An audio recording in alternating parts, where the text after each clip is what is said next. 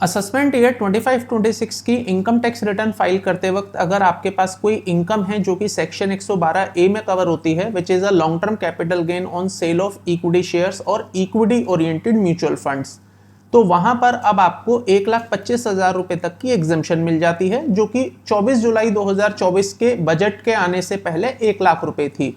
तो इसका मतलब जो प्रॉफिट आपने 23 जुलाई 2024 तक अर्न करे हैं उस पर आपको एग्जेम्पशन 1 लाख रुपए की बन रही थी, और उसके बाद जो प्रॉफिट आपने कमाए हैं उस पर एग्जेम्पशन 1,25,000 की बन रही है।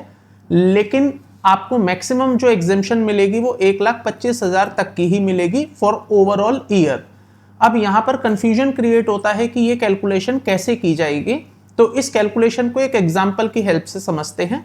मान के चलते हैं 23 जुलाई से पहले आपका लॉन्ग टर्म कैपिटल गेन 40,000 का है, और 23 जुलाई के बाद आपका लॉन्ग टर्म कैपिटल गेन मान के चलिए 1,10,000 रुपए का है, तो ओवरऑल आपका कैपिटल गेन हो गया 1,50,000 रुपए।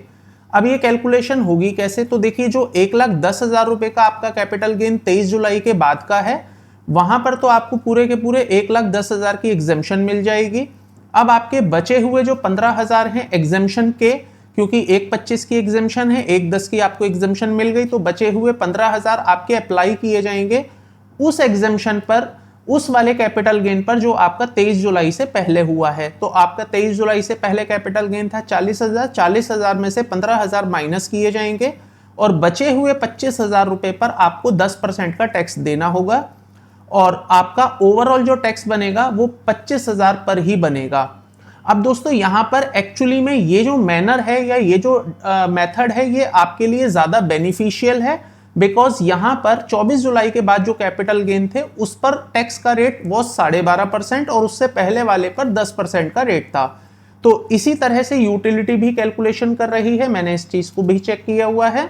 और जब आप मैनुअल कंप्यूटेशंस क्रिएट करेंगे, टैक्स मैनुअली कैलकुलेट करेंगे, तो आपको भी इसी प्रकार से अपना टैक्स कैलकुलेट करना है।